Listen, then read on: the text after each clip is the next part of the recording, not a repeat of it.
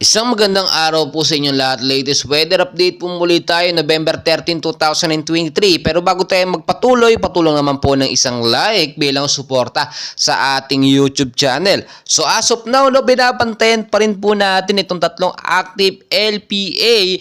Pero ito po yung sinasabi natin ngayon. Ito pong nasa unahan o bandang silangang Mindanao ay patuloy na nga pong lumakas. Pumalo na po ito as of now, no?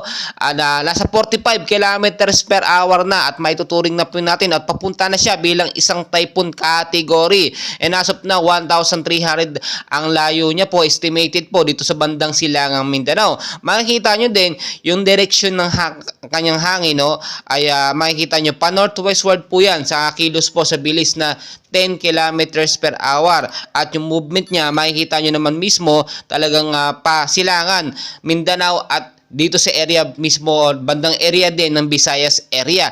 So makikita nyo, hindi lamang itong active LPA na ito, meron din dalawa sa likod niya ang binabantayan natin na posible nang maging isang ganap na bagyo at under observation din within 24 to 48 hours. Tulad nga po ng sinasabi ko, no, lagi po tayong maging handa. Tulad na lamang po nito, pumalo na from 30, ngayon ay naging 45 kilometers per hour na itong active LPA. Itong active LPA po na ito, kapag naging isang ganap na bagyo, tatawagin pong bagyong kabayan sa Pilipinas. Makikita nyo naman, may movement niya siya, no? At inoobserbahan pa rin natin within 24 to 48 hours. Posible po itong lumakas from 45 to 65 kilometers per hour, which is may kakategory na po natin bilang isang bagyo. As of now, apektado po tayo ng kanyang extension, no, nung itong active LPA nito or bagyo na ito dito po sa bandang silangang Mindanao kasama ng Visayas area at sa Luzon.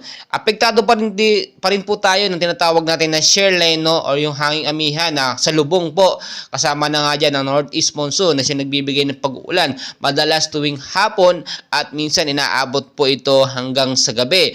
Ngayon po maghanda na tayo at tulad na aking sinasabi, lalo na sa mababang lugar po sa Metro Manila, in case po magkaroon tayo ng rainfall shower, no, mga localized thunderstorm, ay nakahanda po ang ating kabahayan na hindi babahain sa mababang lugar sa Metro Manila.